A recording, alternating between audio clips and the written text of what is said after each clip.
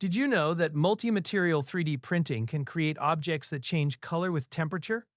Imagine a coffee mug that turns red when your drink is hot and blue when it's cold. This magic happens thanks to thermochromic materials, which react to temperature changes. These materials are layered during the printing process, allowing for dynamic color shifts.